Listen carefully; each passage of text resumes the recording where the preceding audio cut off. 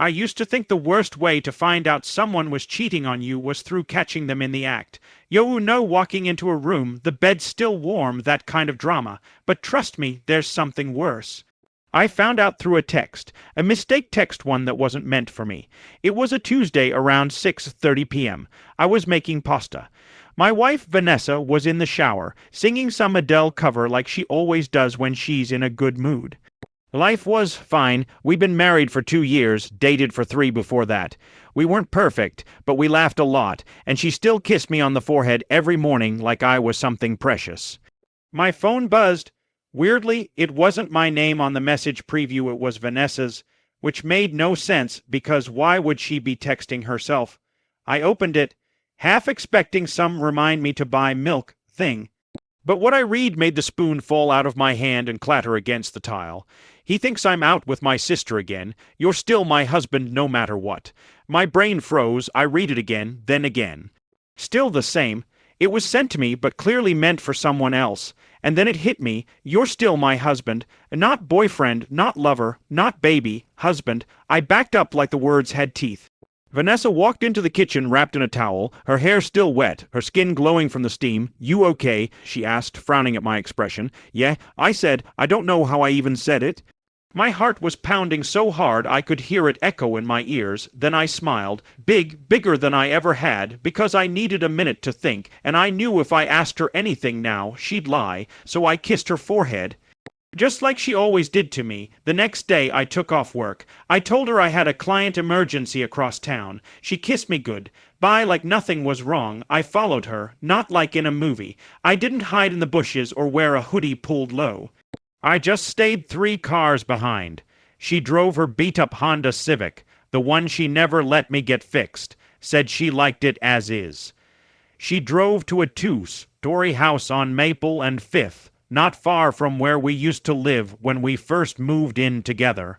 She parked in the driveway, then got out, and used a key to open the front door. Not knocked, not rang, used a key. That was when I started shaking. I parked down the street and waited, and about 10 minutes later I got out.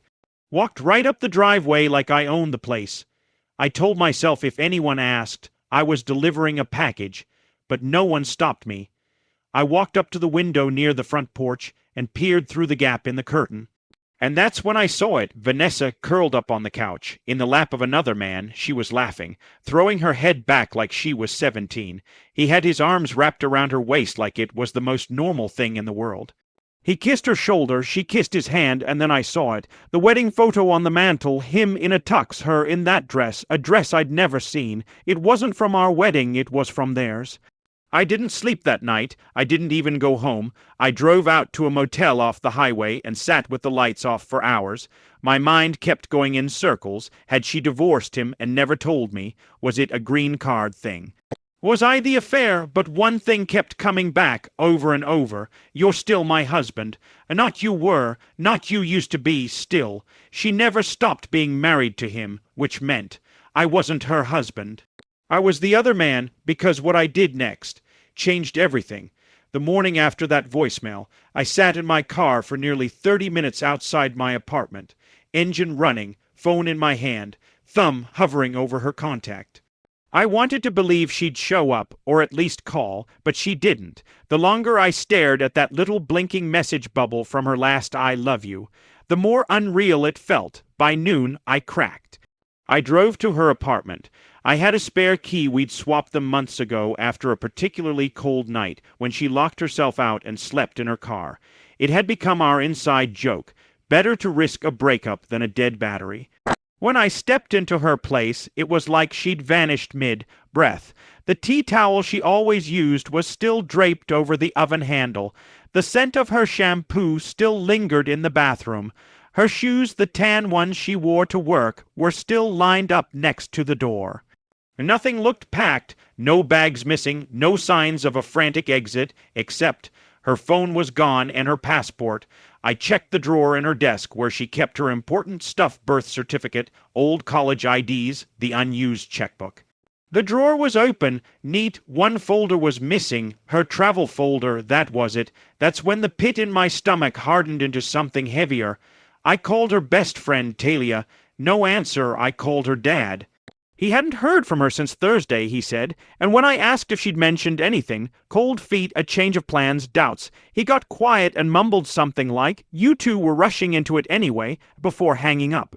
I didn't understand that reaction, so I went to the police. I wasn't trying to file a missing persons report, yet I just wanted advice. Maybe she was in trouble. Maybe she'd been mugged or worse. But the woman at the front desk was indifferent, borderline annoyed. "She's an adult. Disappearing isn't a crime," she said, not unkindly, but firmly. I showed her the voicemail. She barely looked at it. I left the station feeling like a lunatic, like maybe I was blowing this out of proportion. Maybe she did have cold feet. Maybe this was just a very dramatic way of bailing on me. But deep down, I didn't believe that. And the next morning, I got proof. An email, subject line, "Confidential account alert. Suspicious login detected." It was from one of the credit card companies I'd opened an account with last year. A card we used jointly, mostly for wedding expenses, but the account was under my name. The email said someone had tried to log in from an unrecognized device in Cancun, Mexico. I stared at it. Cancun. My brain couldn't wrap around the pieces fast enough. Had she run off there? Did she take the card? Was it stolen? I called the credit card company, put a freeze on the account, and requested the IP logs. They wouldn't give me much, citing privacy laws, but the rep confirmed someone had used my name, birthday, and partial SSN to access the account, and they'd gotten far enough to view recent transactions. Then I noticed something else in the email. It was forwarded to an account I didn't recognize, a Gmail address, something like Elena. Read 89 at Gmail. Except her name wasn't Elena, and she wasn't born in 89. She was born in 1992, or at least I thought she was. That was the first time it hit me. What if I didn't know her at all? That night I tried to sleep, couldn't. So I got up, opened her old laptop, the one she left at my place months ago and forgot about. She'd switched to using her work MacBook full-time. I still had this one in the hall closet, gathering dust. No password. Inside was a ghost town of an old life. Photos I'd never seen before. Her in college with a different haircut, different style, different energy. A few PDF of resumes, each with a different version of her name. Sometimes she was Ellie Vance, sometimes Elena Reed. Once she used Elena V. Then I opened her documents folder. There was a subfolder titled simply Backups inside. Scans of old driver's licenses, not hers, other people's, names I didn't recognize, some expired, some not, all different faces. There was also a photo of a man blurry, maybe taken from across a restaurant. The photo had a timestamp, 2019. He looked familiar. I stared at it for 5 minutes before I realized why. He looked like me, not exactly, but enough to pass for a cousin or brother. My blood ran cold. I clicked into her notes app. There was only one note. It was a list, no title, just 10 bullet points. Arrive by Nov 15, build 6. Month history, leverage stability, trauma, gain legal access to accounts, build sympathy, narrative track, routines, avoid duplication, fake vulnerability, strategic secure funds minimum. $40K disappear completely. I scrolled down. At the bottom, a line in red, target must not suspect. Ever, I sat back. My ears were ringing. My skin was cold. What the hell was this? Was this a joke, a script, a game, or a playbook? The woman I was going to marry, the woman I thought I knew had a plan. A process, a template. I slammed the laptop shut. I couldn't breathe. I had to know more. I didn't call the police this time. I called someone else, my friend Aaron. He was a cybersecurity analyst, the kind of guy who always had 2 phones and never used the same password twice. When I explained everything, I expected him to laugh or tell me I'd watched too many Netflix documentaries, but instead there was silence, then a low, serious voice. "Don't go to the cops yet. Let's dig first, quietly." He came over that night with a USB full of forensic tools and a quiet kind of urgency I'd never seen in him. Within an hour, we'd cloned the hard drive of her laptop and started combing through it. Metadata, hidden folders, deleted files. That's when we found the real folder. It was encrypted. Aaron cracked it in 20 minutes. Inside, an entire identity kit, not just 1-3. Each had a passport scan, a social security number, fake pay stubs, rental agreements, fake job offer letters, a detailed cover story, a relationship timeline, each profile, had a man's name attached to it different each time. I was one of them, name Tyler R., age 33, occupation, software engineer, emotional type, seek stability, low self-esteem, history, watch for mood shifts, mother died 2020. I blinked at that last line.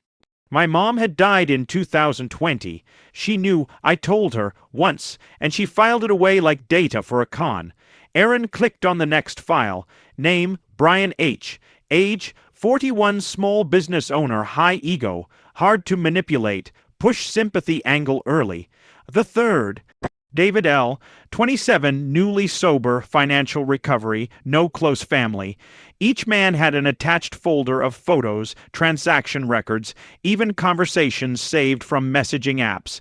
It was like watching her operate a series of simulations.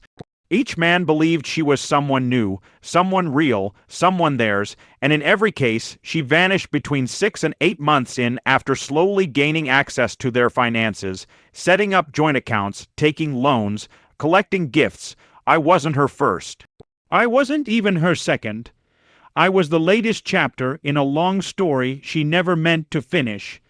I sat on the floor for hours after Aaron left, just staring at the screen, at her face, our face, wedding photos half, finished in a shared Dropbox folder.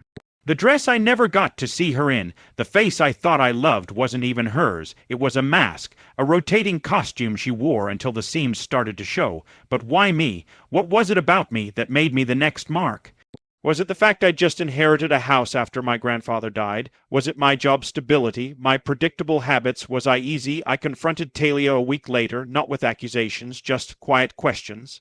I asked how long she'd known her, where they met. She hesitated. Too long. Eventually, she admitted the truth. We weren't really friends. She showed up at the office one day as a temp, friendly. Too friendly. She asked a lot about you. Apparently, Vanessa had scoped me out for weeks. Found out where I lived, where I drank coffee, what gym I went to. She designed our meeting. It was never accidental, never fate, it was strategy. I still haven't heard from her. Not a call, not a letter, not a sign, but every now and then I check Reddit, Craigslist, obituaries for her name, any name. Sometimes I dream she walks back in, like nothing happened, asking what we're having for dinner. Other nights, I dream she tries again with someone else. And sometimes I wake up missing her, not her, the con artist, but the version of her I thought was real, because that woman, I loved her, even if she never existed. The hardest part wasn't the betrayal. It was the silence that came after. For weeks, I kept expecting some kind of closure, a call, a letter, even a middle of. The night knock on the door with some wild, tearful story about how she had no choice. I would have taken anything, any thread to tie the nightmare to something human, but nothing came, no sign she'd ever existed at all, except the hole she left behind. I started seeing a therapist. I had to. Every conversation I had with friends turned into me replaying the same questions. Was it real? Was any of it? The therapist told me something that stuck. It's not that you were stupid. It's that she was skilled. Manipulators rely on your goodness, not your gullibility. Still, that didn't stop the shame or the self-doubt. I started replaying every moment I thought we were building a future. Her decorating the guest room, naming our hypothetical dog, folding my laundry and humming to herself like she'd always belonged. But now I saw the script behind the scenes. The manipulation wasn't loud. It was in the slow, gentle way she'd taken over my financial life, like asking to handle the utilities to free up my time, suggesting we open a joint savings account just in case, wanting to learn my passwords in case there was ever an emergency. It never felt invasive, just helpful. Now I knew better. Aaron kept digging. He didn't have to. But he got obsessed. It was personal now. He found traces of her on a few message boards, not under her real name, whatever that even was, but under aliases she'd used before. On one site, a forum about ethical non-monogamy, there were posts from a woman named L. She talked about being nomadic, about reinventing herself in every new place. There were fragments of the same language I'd read in that note on her laptop. Phrases like sympathy narrative, securing trust, exit cleanly. It wasn't proof, But it was close. Then Aaron found something real. A booking record from 2 years ago, a hotel in Seattle, booked under a woman named Elena Velez, same birth date as Vanessa's ID, same face in the security footage. She'd stayed there for 3 days, checked in with one name, checked out with another, and left a man behind who filed a police report claiming she'd stolen $22,000 from his business account. I called the police again. This time I brought everything, the notes, the photos, the IDs, the financial records. I printed the timeline, highlighted the inconsistencies in her stories, showed screenshots of transactions, and even gave them the drive clone Aaron made. They listened, really listened this time. A detective named Morales took over. Older guy, calm, not surprised. He said people like her weren't common, but they weren't unheard of either. Social chameleons, he called them. They don't use violence, they don't leave blood, just ruins, financial, emotional, reputational, and they're nearly impossible to track because the victims are too embarrassed to come forward. But what does she want? I asked him. He looked at me for a long time before answering. Control, power, and money, sure, but mostly, she just likes being whoever she wants. I got a call 2 weeks later, Morales again. They found her, or thought they did. She was spotted under a different name in Santa Fe, applying for a rental with forged income documents. The landlord flagged it, said she seemed too polished, said she was cagey when asked simple questions. By the time police arrived, she was gone, left behind a mug half full of tea, a fake name on the lease, and a trash bin full of shredded papers. The same playbook, different state. But that confirmed one thing. She was still out there. Still moving, still playing the game, and now, she knew I knew, a few nights later, I came home to find my apartment door ajar, no signs of forced entry, nothing missing, except the framed photo of us taken at the lake house trip with my friends was gone. Just that one, the rest of the apartment was untouched, no note, just silence, like she was reminding me, I still choose when the story ends, and I realized in that moment, I might never truly be rid of her. I changed the locks that same night, moved a week later, not out of fear, though yeah, that played a part, but more because I knew I couldn't keep living in a space she once shared. Every drawer still whispered her name. Every shelf held some trace of her carefully orchestrated life. I needed to start somewhere new, somewhere that hadn't been staged by a person I never actually knew. Therapy helped, time helped more. And slowly the weight of her faded, not gone, she'd always be a scar, but dull enough that I could breathe again without tasting betrayal on every inhale. Detective Morales kept in touch occasionally. He'd tell me when another sighting was called in New Mexico, Oregon, Colorado. But she was always a step ahead, never stayed more than a few weeks, always left behind a mess and a false name. There was never an arrest. Eventually, the updates stopped. Maybe they gave up. Maybe she disappeared for good this time. Or maybe she just became someone else entirely. I don't date much now, not seriously. When I do, I'm up. Front, almost too upfront, about what happened. Some people get freaked out. Some are fascinated. Most don't call back, and that's fine. I don't need anyone to save me from being alone. I've learned to like it, even prefer it. There's peace in solitude, in knowing the only secrets in the room are mine. Still, every so often I'll catch a glance in a crowd, a woman with her hair tucked behind her ear just so, or the way someone says baby in that half, sigh she used to, and I'll freeze, my pulse spikes. Then I remember, she's not here, or if she is, she's someone else now, and I remind myself, you survived her. I keep a box tucked away in a storage unit across town. Inside it, the fake passports, the note, her scribbled planning pages, and that last photo of us. I don't look at it often, but I keep it, not for closure, just to remind myself that the most dangerous people don't always come with knives or threats. Sometimes they come with soft voices, shared dreams, and a perfectly believable smile. And sometimes they leave you on the eve of your wedding with no answers, just questions, and a story no one believes until it happens to them.